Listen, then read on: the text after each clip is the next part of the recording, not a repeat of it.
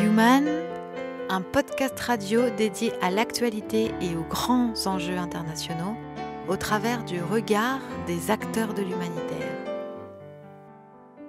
Une émission présentée par Pierre-Alain Gourion.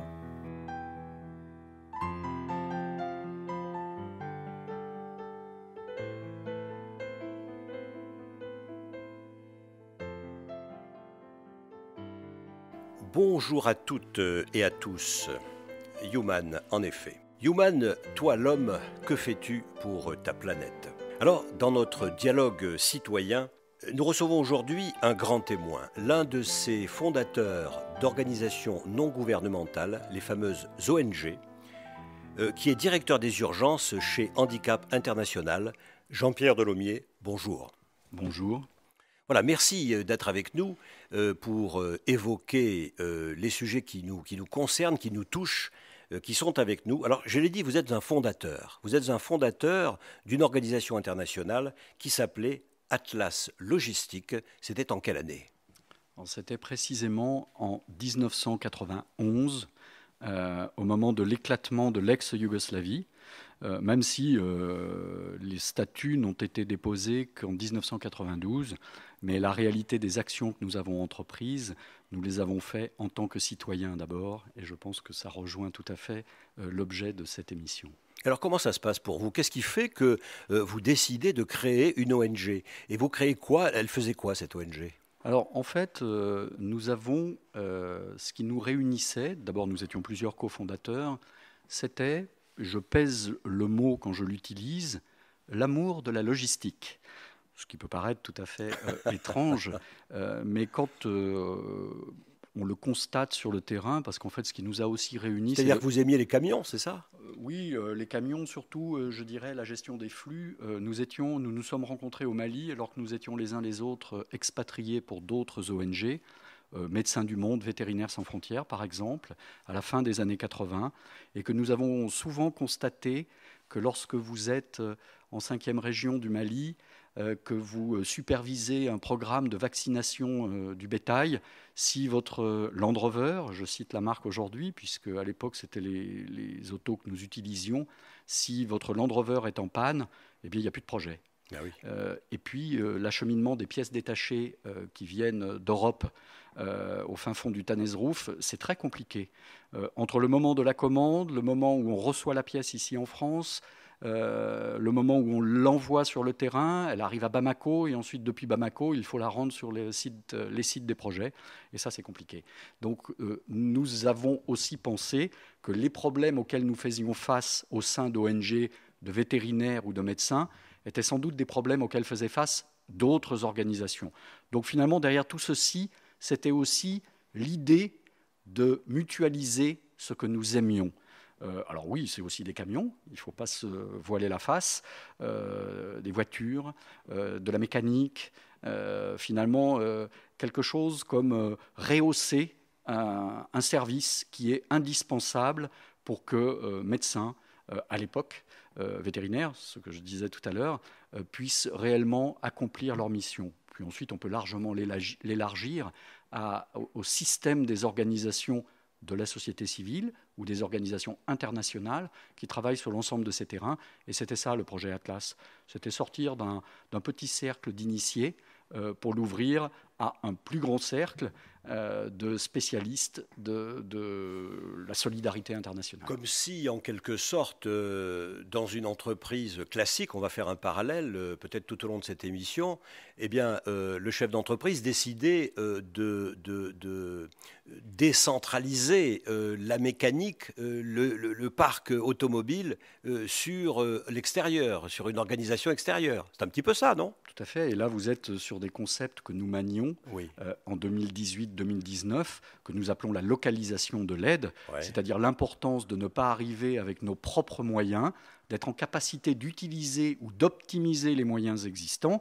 Et ce qui est consubstantiel à cette activité, c'est la formation des nationaux des pays dans lesquels nous intervenons. Et évidemment, la mécanique, le transport, on n'a pas attendu qu'il y ait des organisations internationales pour que ça existe. C'est aussi vieux que le commerce existe.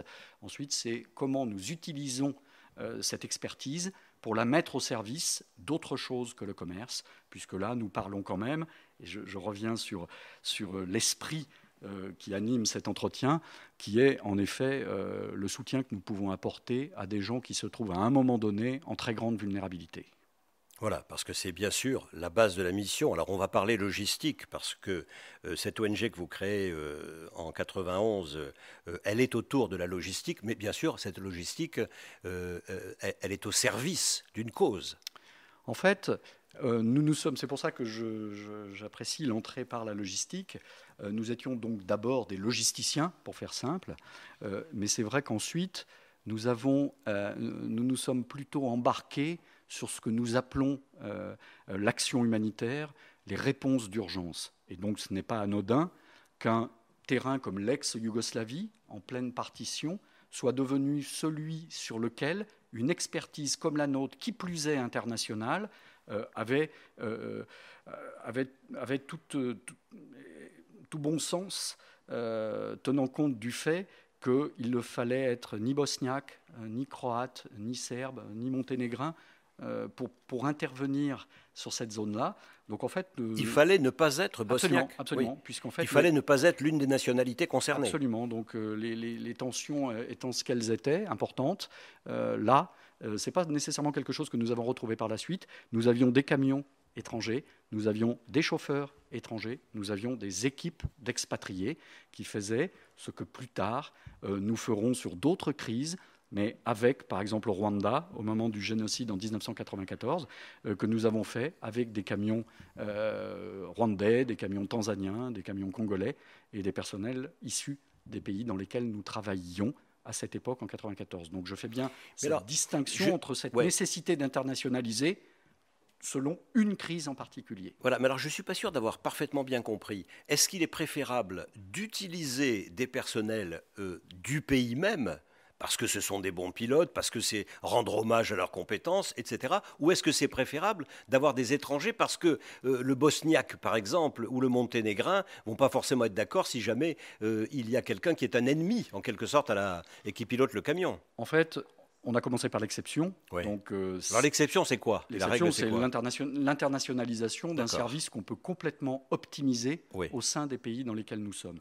Je pense qu'au détour de l'émission, nous parlerons de comment Atlas va renaître de ses cendres l'année prochaine. Donc c'est quelque chose d'aussi important. L'année prochaine, en 2018 2019 En 2019. Donc c'est une très forte probabilité, mais je pense que pour en venir ici, il faudra peut-être que nous suivions l'aspect chronologique de comment Atlas est devenu ce qu'elle est devenue dans les années 2000, 2006 précisément, mais pour réellement aussi dire que quoi qu'il arrive, il y a une impérative nécessité de s'adapter à la situation à laquelle nous faisons face.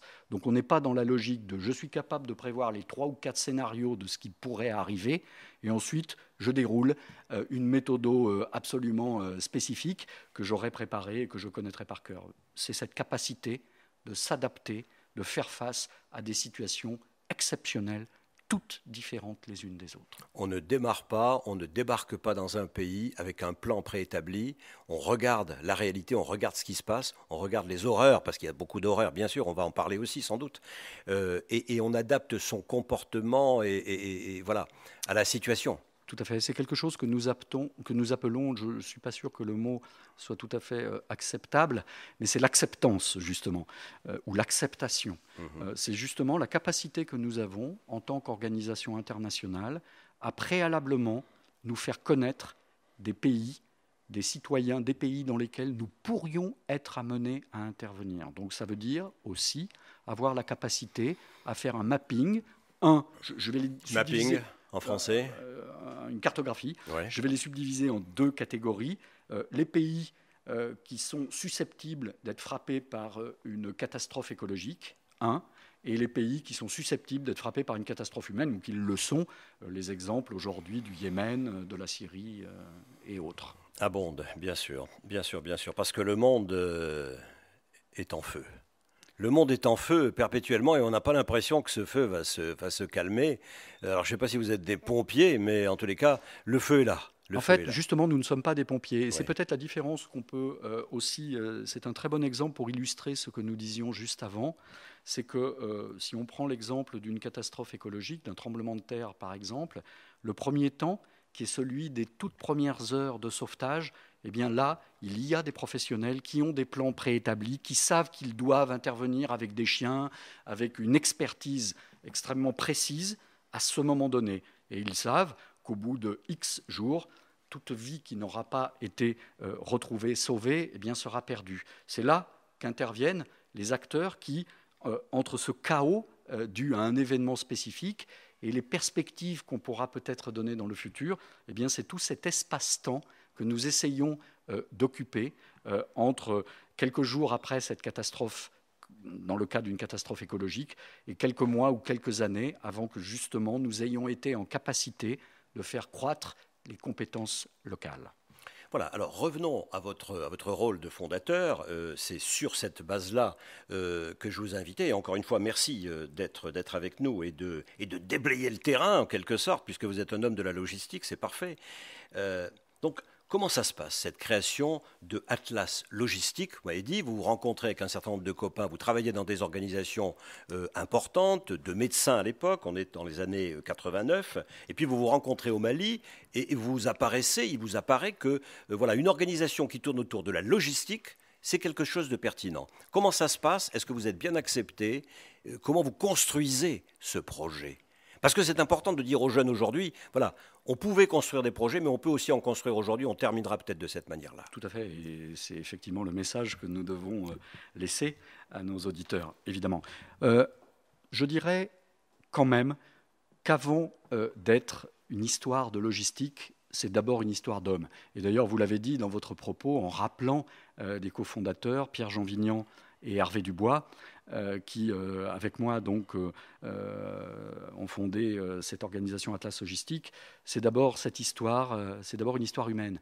Et c'est ça qui est aussi important. C'est vrai que nous nous sommes réunis autour d'une activité précise que nous avons essayé d'insérer dans un domaine qui, à l'époque, était, que ce soit vrai ou pas, en tout cas, semblait être l'apanage de médecins.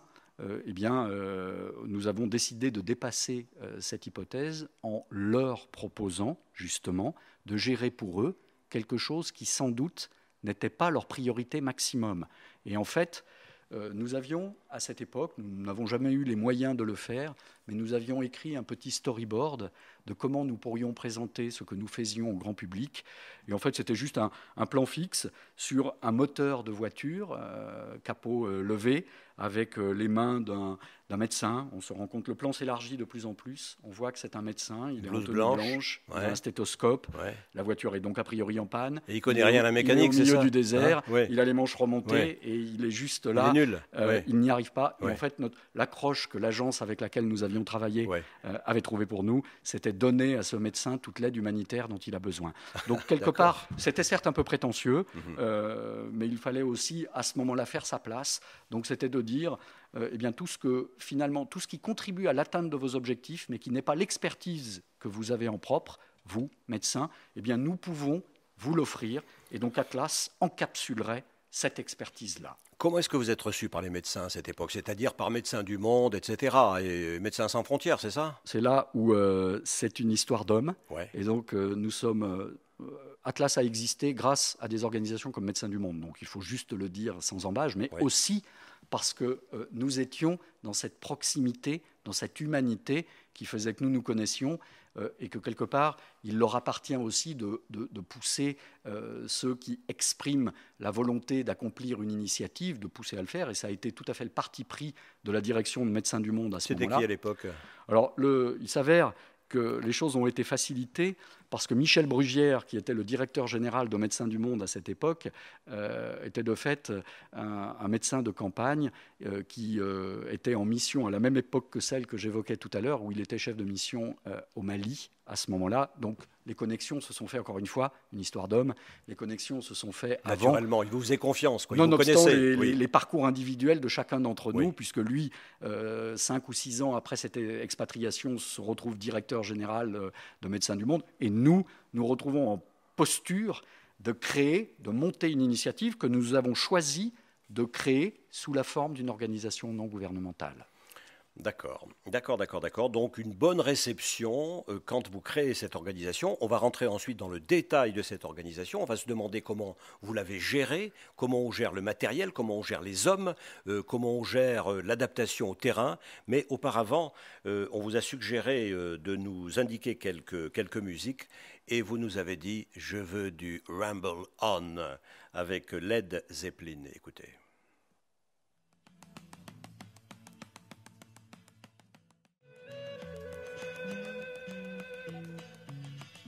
Vous êtes dans Human, on est avec Jean-Pierre Delhomier, qui est un fondateur d'ONG. Cette ONG s'appelait à l'époque Atlas Logistique. On verra ensuite qu'elle a été absorbée par Handicap International. Mais avant cette musique, Jean-Pierre Delhomier, c'est une musique des années combien là ?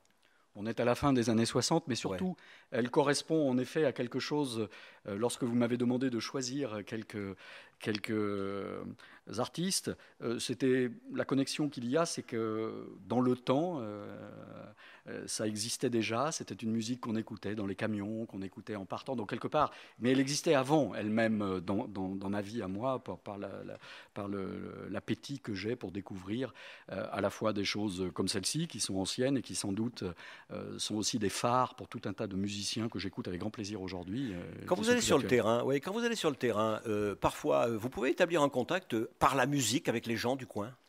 On peut, mais c'est vrai que sans doute ce qui fait, et c'est là où il y a un enjeu à mon avis important pour les acteurs humanitaires, c'est la manière dont on s'accomplit en tant que professionnel de ce que nous faisons et jusqu'où allons-nous par rapport à ce qui nous constitue en tant qu'individu. Donc c'est arrivé parfois c'est-à-dire j'ai pas vraiment fait une connexion totale entre une passion que je pourrais avoir pour la musique d'un côté et celle que j'ai pour ce que je fais professionnellement. Voilà, la musique peut rapprocher aussi les hommes par moments, donc les hommes que vous allez voir là où ils sont, là où ils subissent leur crise, que ces crises proviennent de la vie naturelle de cette terre ou artificielle, enfin voilà, et puis celle qui vient des hommes, des crises politiques. Et donc là, vous créez cette organisation internationale. Est-ce que c'est compliqué de gérer les hommes, par exemple ? Comment on recrute ? Comment on fiabilise ? Comment on rassure ? Comment on paye à la fin du mois ? Comment on va chercher de l'argent ? Alors c'est en effet un enjeu extrêmement important. Pour en parler, j'aurais envie de dire, j'ai eu l'occasion de réfléchir justement à ce parcours, puisque c'est ça qui est important. Et je me dis que ma plus grande fierté, c'est la chaîne humaine que finalement nous avons pu constituer au fil des années, au fil des décennies. Il m'arrive souvent de recroiser d'anciens de ses collaborateurs qui aujourd'hui, dans le même secteur, ont d'autres fonctions, dans d'autres organisations. Et finalement, il y a entre nous, même si nous ne nous sommes pas vus pendant 10 ans, pendant 15 ans, il y a entre nous une vraie fraternité qui repose justement sur ce que nous avons accompli, sans doute à des moments donnés dans un contexte plus aventureux qu'il n'est aujourd'hui. C'est une famille, les humanitaires ? Je méfierais beaucoup de ces appellations qui ont grand cours aujourd'hui comme maison, comme famille. Ouais. Donc je crois que pour certains, c'en est une. Il faut faire très attention à la manière dont nous le concevons. Je dirais plutôt que c'est une chaîne humaine. C'est plutôt le mot que j'aurais envie d'utiliser pour pas que nous nous trompions des fondements justement de ce qui réunit ce groupe. Attention aux fausses familles et aux fake news. Oui, attention. C'est vrai que, en fait, la particularité, parce que sans doute c'est le parallèle que vous souhaitiez que nous fassions avec le monde de l'entreprise, c'est que très souvent, quand nous nous déployons sur un terrain, nous travaillons ensemble, nous vivons ensemble. En fait, on passe notre temps ensemble. Donc, quelque part, il y a quelque chose qui relève d'une cellule où nous sommes ensemble pendant un temps donné, face à des événements qui sont très perturbants et contre lesquels il faut que nous nous prémunissions, justement, pour éviter d'être trop atteints et finalement d'être dans l'impossibilité de développer la plus-value de l'organisation pour laquelle nous œuvrons. Donc c'est quelque chose, c'est une vigilance à avoir, mais d'un autre côté, il ne faut pas que nous nous en éloignions trop, sinon on va perdre pied, et là, ça va être complètement hors sol. Et je pense que ça, c'est vraiment le propre des organisations de société civile, c'est de rester connecté. J'ai parlé d'acceptance tout à l'heure, vous parliez de citoyens en introduction, c'est bien de garder tout ceci comme un tout et non pas comme une juxtaposition d'expertise. Alors, on démarre notre ONG, il faut recruter. Comment on fait ? Alors c'est vraiment là aussi le mot de histoire d'homme, c'est vraiment ceci, c'est improbable. C'est-à-dire que nous nous lançons en tant qu'Atlas, nous obtenons la gestion de quelques camions qui vont nous permettre, depuis Split en Croatie aujourd'hui, de faire des transports en Bosnie centrale. À un moment donné, il faut effectivement placer des chauffeurs pour conduire ces véhicules. Notre pari, à nous, il s'avère que un des points communs entre les cofondateurs, c'est que nous sommes tous titulaires du permis poids lourd. Mais quelque part, c'est le permis qu'on a eu à l'armée. Et notre pari à ce moment-là, c'est de dire non, on ne va pas se contenter d'envoyer des jeunes pleins de bonne volonté qui ont le permis. On va vraiment prendre des chauffeurs professionnels. Donc ça a été tout cet enjeu de ce que nous évoquions tout à l'heure par rapport à cette expertise. D'entrée de jeu, vous avez cherché la professionnalisation. Tout de suite. C'est-à-dire que le critère déterminant pour les premiers expatriés, le premier expatrié, Patrick Collin, que nous avons envoyé sur le terrain, c'était qu'il avait un permis poids lourd et qu'il avait des références. Donc des références en conduite poids lourd. Donc on a tout misé là-dessus. Résultat des courses, après 3 ans et demi de présence en ex-Yougoslavie, nous n'avons pas eu un accident. Par contre, lorsque vous envoyez des personnes de ce type-là, il faut que vous soyez prêts à gérer les à côté. Je pense que notre rôle, d'une certaine manière, je vais faire un parallèle avec les Rolling Stones, puisqu'on le faisait à l'époque, Ouais. c'est un peu comme si vous aviez les Keith Richards du cerceau au volant de vos camions, Ouais. et que vous êtes leur manager, et qu'il faut que vous soyez capable de gérer les à côté. La partie visible de l'iceberg, ce sera comment nous avons acheminé l'aide humanitaire des 60 organisations ou des 120 organisations qu'il y avait à Split, comment nous l'avons acheminé sur les sites de destination. Après, l'autre partie, c'est comment vous gérez Keith Richards entre deux concerts. Eh bien ça, c'est ce qui nous appartient, c'est l'histoire de Atlas, et c'est justement les outils qu'il a fallu que nous mettions en place pour pouvoir structurer des équipes de professionnels de la conduite en y adaptant des techniques de management que des jeunes issus des écoles pouvaient porter. C'est-à-dire le lien entre le siège et le terrain. Le lien entre le siège et le terrain, d'une part, mais aussi le lien entre le terrain et le terrain. C'est-à-dire, j'ai exercé la responsabilité de manière parcellaire, mais pendant 3 ans et demi, j'ai exercé une fonction de chef de mission à Split en Croatie. Donc j'ai eu cette responsabilité de conduire des équipes plutôt masculines, par exemple, et nous avons d'ailleurs tenté de les féminiser à travers l'expertise. Donc ça veut dire que ça, c'est aussi un des enjeux de comment je reflète la réalité de l'élan citoyen qui souhaitent justement se mettre à disposition des populations en souffrance à ce moment-là. Et puis à côté de ça, au-delà de conduire des camions, quand on conduit des camions, qu'on transporte du fret, il faut le stocker. Pour le transporter, il faut des véhicules, donc il faut maintenir ces véhicules. Quand on parle de camions, qui peut le plus, peut le moins, ça veut dire on peut aussi parler de voitures. Quand on parle de 60 à 120 organisations présentes sur un terrain, eh bien de fait, ça veut dire que c'est un parc de véhicules impressionnant, ce qui nous a amené à avoir ces activités petit à petit à les bâtir. Mais vous n'étiez pas quand même les logisticiens de ces 120 organisations humanitaires. Vous en aviez combien à l'époque ? C'était entre 60 et 120, c'est-à-dire on a démarré avec 60. Vous m'avez oui. posé la question tout à l'heure de comment nous avons démarré. Oui. Eh bien, j'ai fait signer des lettres aux 60 représentants des organisations qui étaient en Croatie. Je suis allé à l'Union européenne avec ces lettres pour dire, regardez, j'ai 60 partenaires qui sont prêts à ce que vous nous rétrocédiez les lignes que vous leur accordez pour le transport des biens. Lignes budgétaires. Absolument. Oui. Pour permettre de financer ces activités accomplies par l'organisation Atlas. Et vous avez glané combien de ce point de vue-là ? En fait, notre premier contrat que nous avons signé avec l'Union européenne se montait à 300 000 écus. Un écu égale 1 euro. C'était l'époque de l'écu. Alors l'écu, pour nos jeunes auditeurs, c'était juste avant l'euro. Hein. Et c'était un écu valait 1 euro. Oui, donc c'est assez simple. Donc on peut tout à fait faire la translation avec ces 300 000 écus qui nous ont permis de nous lancer justement au-delà des quelques camions que nous avions eus en dépannage ou qui nous avaient été donnés, de réellement acquérir une flotte de véhicules que nous avons rachetés auprès du CICR en Hongrie et qui nous a permis... CICR, donc la Croix-Rouge internationale. Le Comité international de la Croix-Rouge, qui est opérant dans tous les pays, et qui nous a permis d'avoir une flotte en propre, qui nous a aussi donné une visibilité parce qu'au-delà de ce qu'on peut dire qu'on est capable de faire, il y a ce qu'on démontre qu'on fait, et ensuite la visibilité qu'on donne justement à des convois qui cheminaient à travers l'ex-Yougoslavie 3 ans et demi durant, entre 91 et les accords de Dayton en 94, pour faire très simple.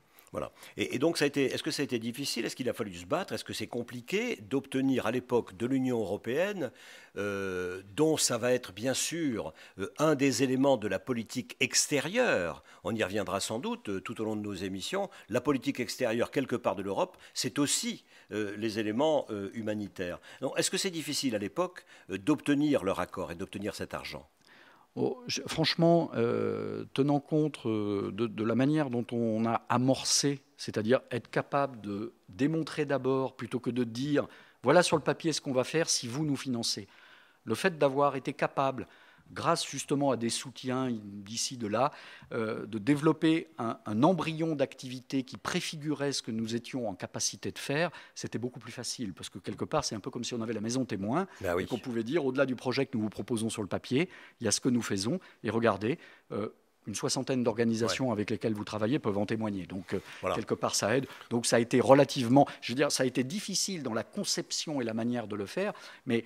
L'obtention de ce premier contrat, finalement, n'a jamais été que la résultante de tout ce qui avait été fait avant. Donc, parce que, voilà, vous aviez la maison témoin, comme vous dites, et c'est un conseil sans doute que vous pouvez donner à tous les gens qui ont envie de créer une activité, que ce soit une activité d'entreprise ou une activité d'ONG, d'organisation humanitaire. Bon, bien sûr, faites un projet sur le papier, mais surtout, commencez à agir, c'est-à-dire démerdez-vous pour trouver par des bouts de ficelle de quoi faire quelque chose. Et comme ça, peut-être, on vous croira un petit peu plus. Atlas, ça veut dire action, transport, logistique, assistance, service. Donc c'est vrai que je suis totalement en phase avec ce que vous évoquez de la nécessité d'agir. Et c'est vrai que le slogan de Atlas, c'était « aider ceux qui aident ». Donc on était réellement dans cette logique d'action. La logistique, c'est pas uniquement un concept, c'est pas un débat philosophique. C'est à un moment donné, j'ai une quantité de biens à acheminer d'un point A à un point B. En fait, c'est avoir la capacité à réaliser le dernier kilomètre qui, si vous ne le faites pas, empêche de faire aboutir l'aide que nombre de contributeurs ont aidé à construire. Donc c'est réellement ceci, le dernier kilomètre. Donc c'est une chaîne, là aussi, c'est une chaîne d'expertise que nous concrétisons. Donc c'est vrai que c'est obtenir la confiance de ceux qui, pour concrétiser leur propre aide humanitaire, ont décidé de déléguer une partie d'une expertise à une organisation tierce, qui, comme elle, ces organisations, est aussi une organisation non gouvernementale. Donc là, je me place complètement dans la logique de nos consoeurs, qui est d'avoir, au moment de fonder Atlas Logistique, d'avoir décidé que ce serait une association loi 1901 selon le droit français. Et de déposer des statuts d'association de droit français. Et comment est-ce qu'on associe alors l'association de droit français avec cette fameuse loi de 1901 avec l'activité internationale ? En fait, assez aisément, parce que d'un certain côté, d'abord, les choix des terrains d'intervention, donc début des années 90, plutôt des pays en chaos, en déconstruction, faisaient que là, il y avait la nécessité, on pouvait aisément mesurer ce que nous faisions ou ce que nous ne faisions pas. On parle réellement de couvrir les besoins essentiels de populations qui sont dans un pays en guerre. Donc, de ce point de vue, nous sommes la continuité. Dans le monde de l'entreprise, nous pourrions dire un établissement hors du territoire national français, puisque le siège est en France, et qu'ensuite, bien évidemment, il faut aussi... Là, on ne peut pas parler de la souveraineté d'un État, puisque cet État n'est pas encore constitué, mais ensuite, un des enjeux de l'acceptance que j'évoquais tout à l'heure. Certes, il y a l'acceptance des populations qui bénéficient du support qu'on leur donne, mais il y a aussi l'acceptance des États qui nous accueillent. Donc aujourd'hui, quand nous nous déployons dans un nouveau pays, un des enjeux, c'est de nous faire reconnaître par les autorités qui gèrent le pays en question.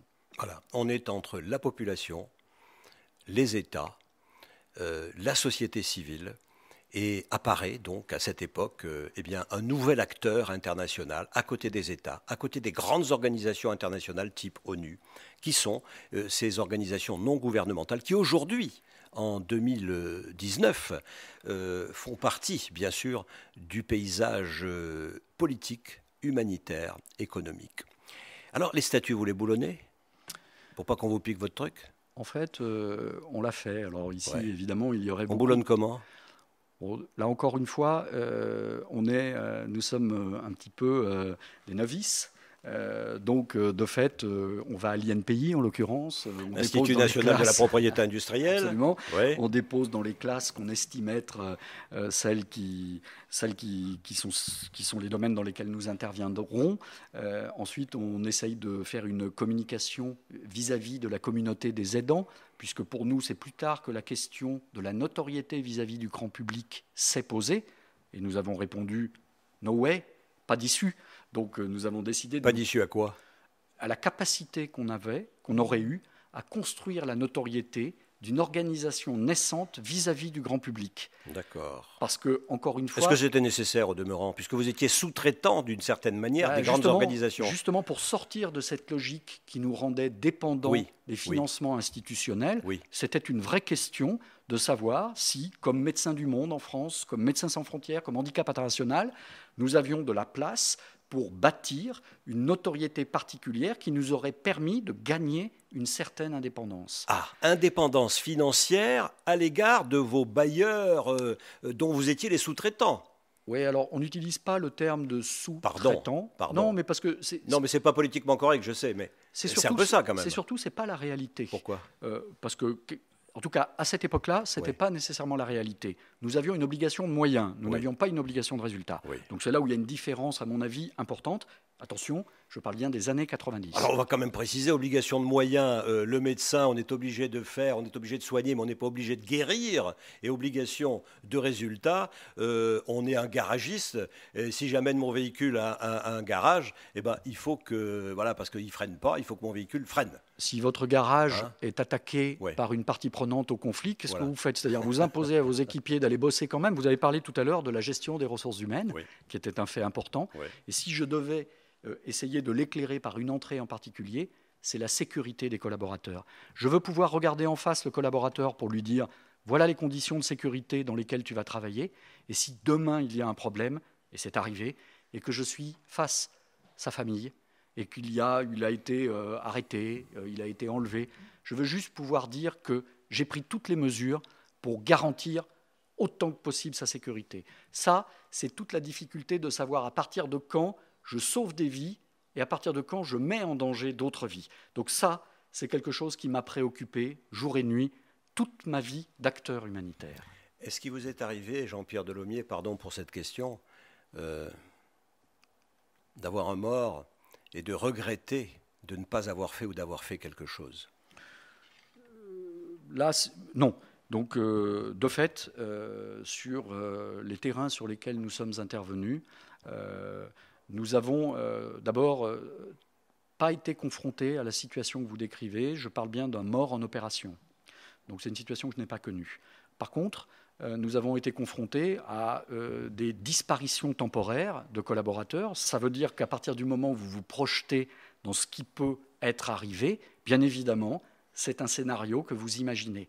Donc ça veut dire qu'ensuite, vous prenez les dispositions pour essayer de le mitiguer, d'en réduire les impacts, et justement la capacité à pouvoir garder toute l'humanité qui prévaut dans ce que nous faisons, dans les relations que nous avons avec nos équipiers, qu'ils soient expatriés, qu'ils soient nationaux.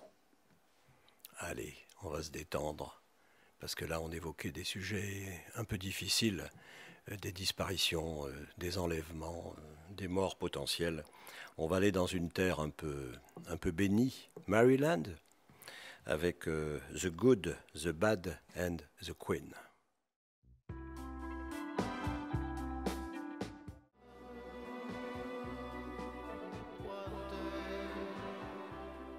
Pierre-Alain Gourion au micro. Vous êtes dans Human, le podcast dédié à l'humanitaire international francophone. Des fois on parlera anglais, mais là pour l'instant on parle français. Et on parle français avec qui? Avec Jean-Pierre Delhomier, qui nous parle de la fondation d'une ONG qu'il a créée dans les années 90-91, qui s'appelle Atlas, qui est consacré à la logistique. Alors, cet Atlas, Jean-Pierre Delhomier, il dure combien de temps? Cette aventure dure combien d'années?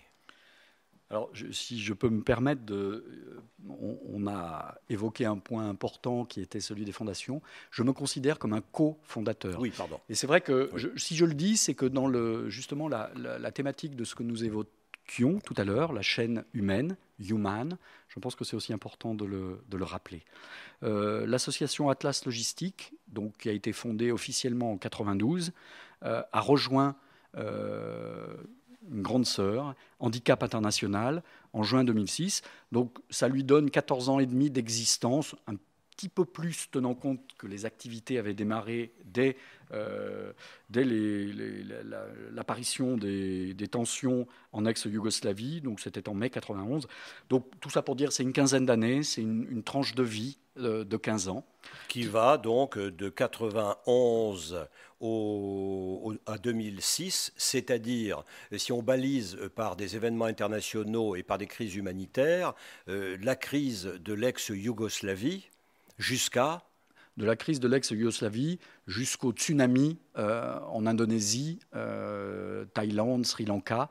Ça donne un petit peu deux bornes quant à des événements, sachant qu'entre ceux-ci, on peut ajouter le Kosovo en 99, et surtout, évidemment, tout à l'heure je l'évoquais, le génocide au Rwanda en 94, des événements importants, la chute de Mobutu au Zaïre, qui devient la République démocratique du Congo avec l'arrivée de Laurent Désiré Kabila. C'est important. Quelle année là? 97. Ouais. C'est important parce qu'en fait, la RDC a été un pays... République démocratique du Congo a été un pays où nous sommes intervenus avant qu'il existe et où nous continuons d'intervenir aujourd'hui. C'est simplement pour parler de la profondeur de champ que parfois nous pouvons nous donner. C'est de dire, certes, il y a des événements pour lesquels nous intervenons pendant 6 mois, pendant 18 mois, mais d'autres pendant des années. Et ça pose effectivement la question de comment, pour revenir à un thème que nous abordions au début de cet entretien, de la localisation de l'aide. Ça ne veut pas dire qu'on peut à la fois être présent et n'avoir aucune présence expatriée, mais avoir su bâtir une organisation nationale qui se développe pour couvrir des besoins et avec des employés nationaux. Enfin, pour revenir à une année déterminante, je citerai 1999, le cyclone Mitch au Honduras, parce qu'il nous a permis, en tant qu'Atlas, de dépasser les limites que nous nous étions données en tant que logisticiens de l'humanitaire, pour nous confronter, parce que notre conseil d'administration le souhaitait, parce que cette expertise était hébergée au sein d'Atlas, vers ce que nous appelons la reconstruction. Donc le cyclone Mitch a frappé le Honduras. Donc là, l'enjeu, finalement, quand je parlais tout à l'heure des besoins essentiels, c'est quoi les besoins essentiels dans une organisation humanitaire? C'est l'eau, la nourriture, le toit.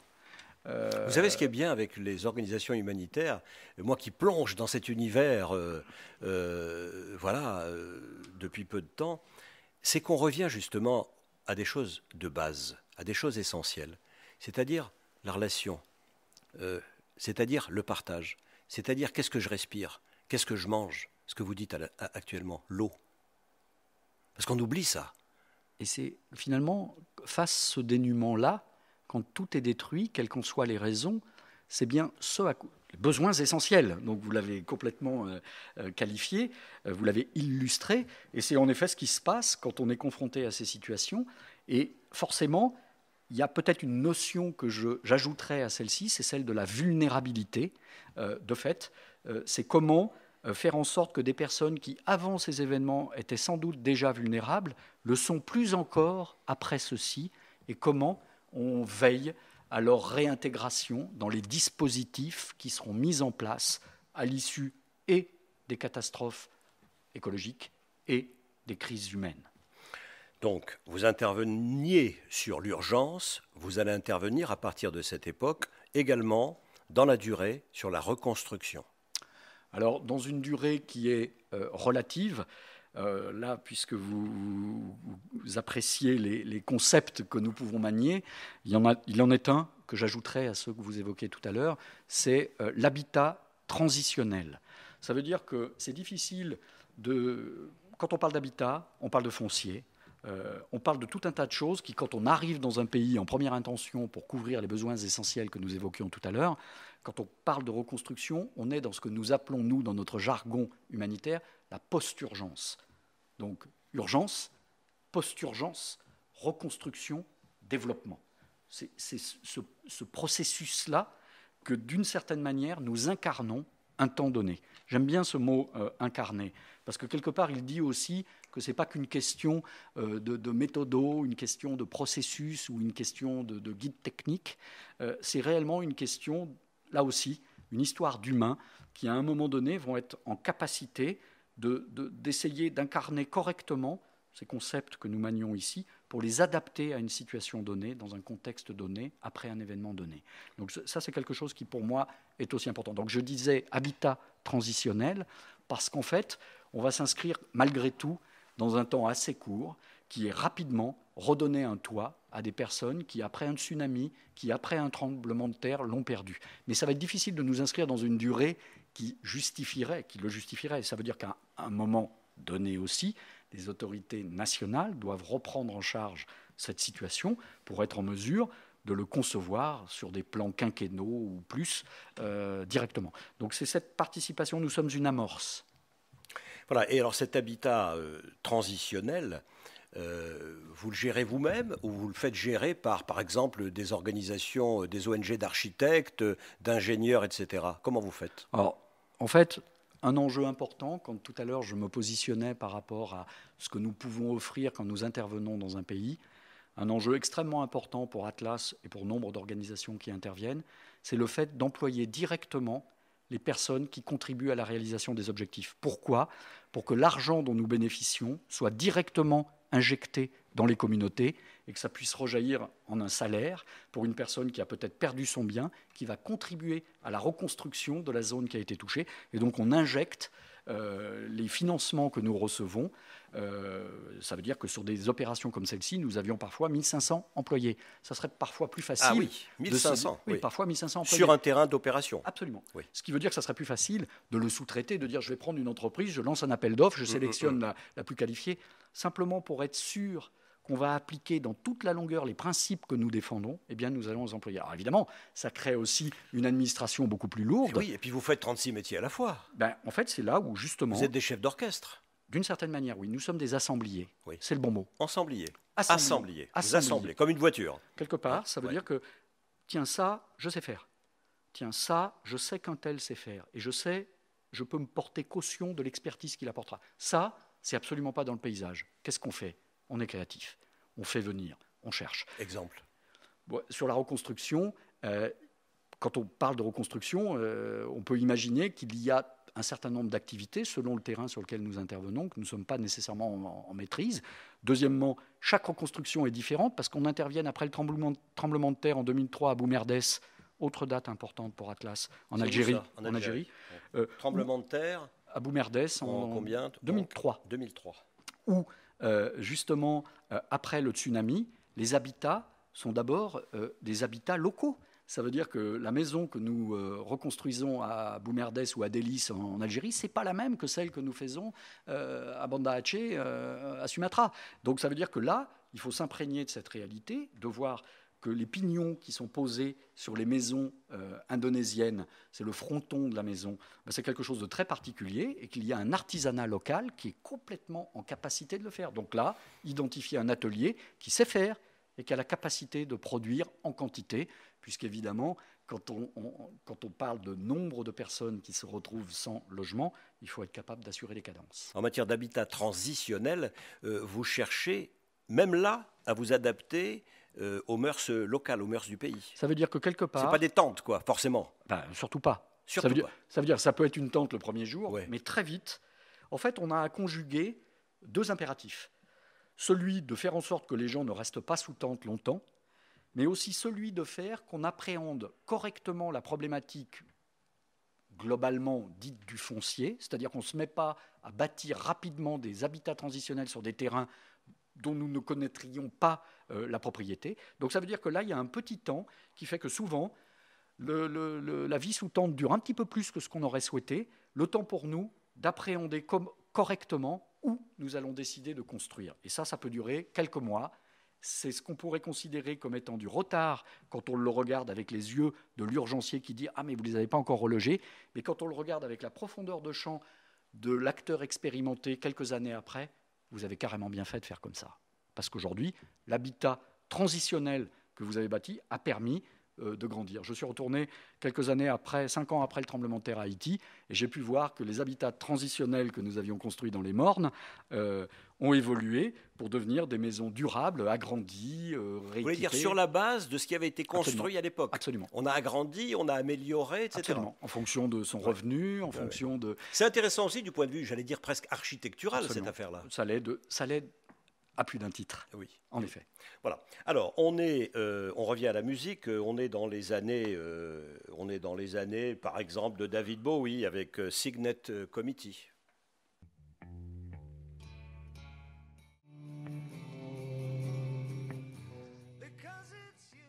On revient à notre propos, Jean-Pierre Delaumier, dans ce Human consacré à l'actualité internationale, vu par des humanitaires et vu en particulier par des hommes comme vous qui avez créé des organisations internationales. Pour moi, le fait de créer une organisation, qu'elle soit internationale, nationale ou une entreprise, c'est important. Qu'on soit créatif, qu'on crée des entreprises, qu'on crée des associations. C'est quelque chose qui est essentiel à notre fonctionnement démocratique. Donc, vous êtes au bout de cette aventure de Atlas Logistique. Pourquoi vous arrivez au bout?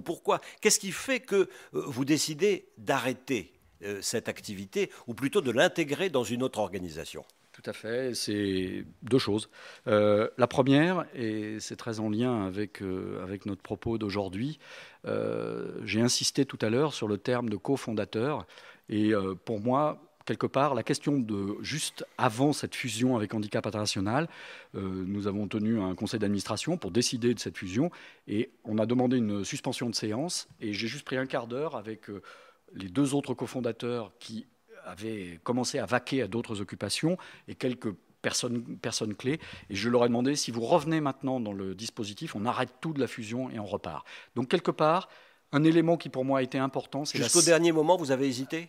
En fait, c'est la solitude. Moi, oui. Depuis quelques années avant de fusionner en 2006, j'étais face à une grande solitude, c'est-à-dire que face à des décisions extrêmement importantes, j'étais très seul.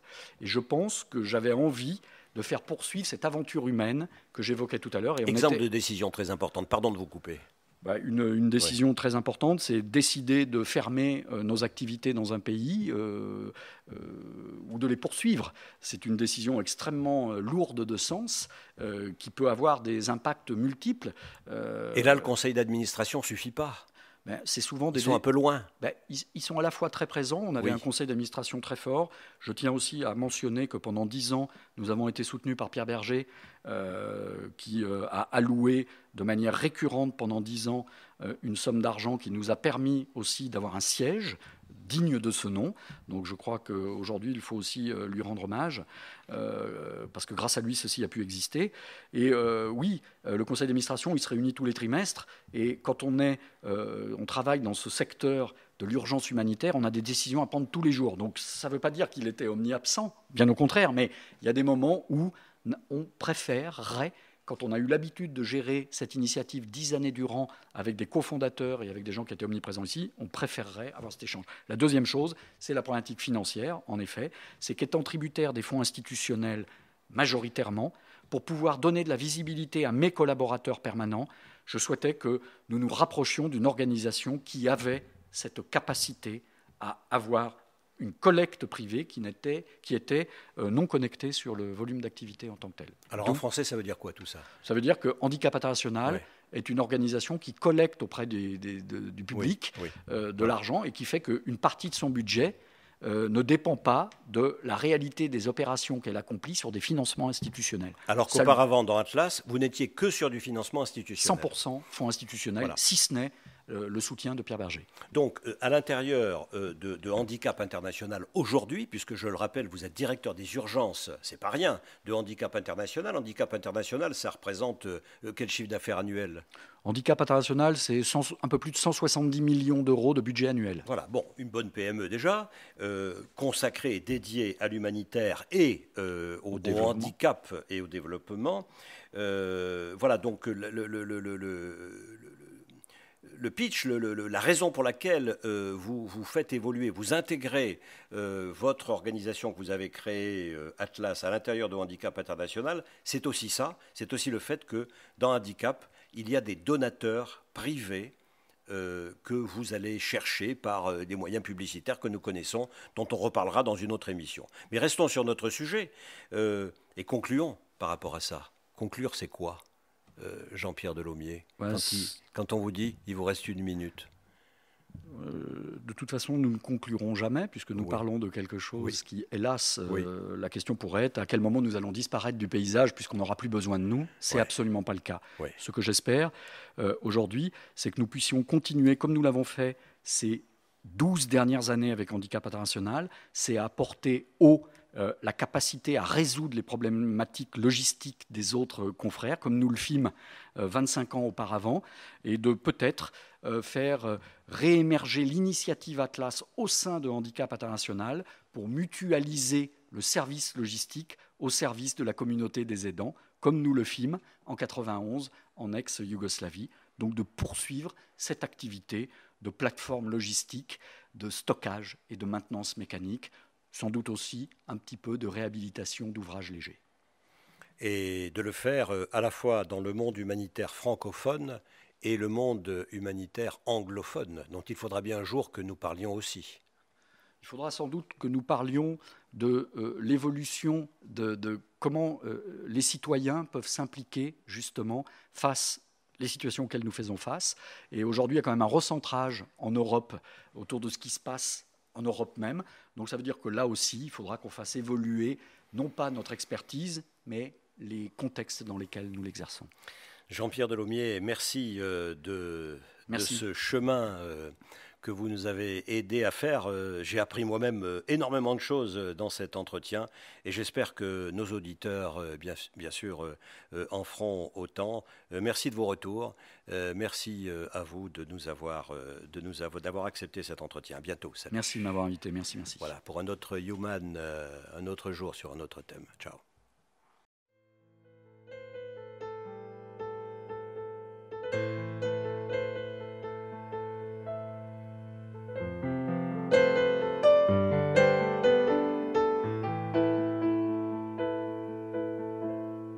Human, un podcast radio dédié à l'actualité et aux grands enjeux internationaux au travers du regard des acteurs de l'humanitaire.